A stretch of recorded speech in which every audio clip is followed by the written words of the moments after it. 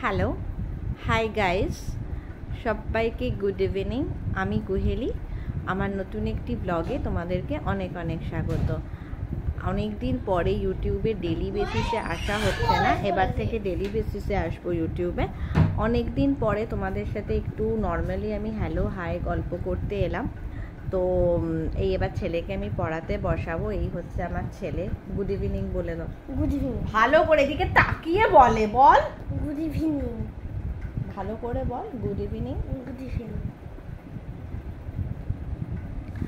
তা যাই হোক, তা আমি বলছি, যাই হোক, অনেক কিছু ছিল, এরকম কথা বলা হতো না। তো আজকে অনেক দিন পরে একটু এলাম গল্প করতে।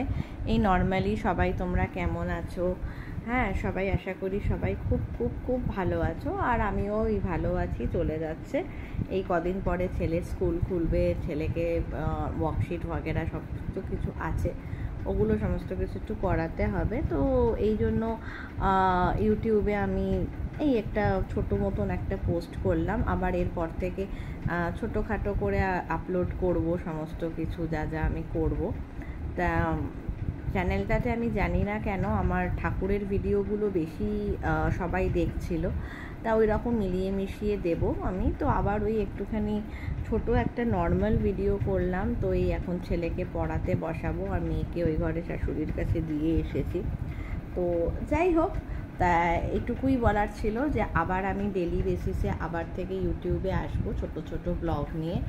তা প্লিজ তোমরা সবাই, যদি আমার চ্যানেলটা ভালো লেগে থাকে, আমার ব্লগগুলো ভালো লেগে থাকে, তাহলে প্লিজ আমার চ্যানেলটা একটু লাইক করে দিও, শেয়ার করে দিও, সাবস্ক্রাইব করে দিও।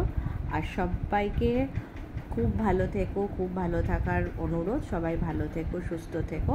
ঠিক আছে, চলো টাটা, বাই বাই। আবার খুব তাড়াতাড়ি নতুন একটি ব্লগে দেখা হবে।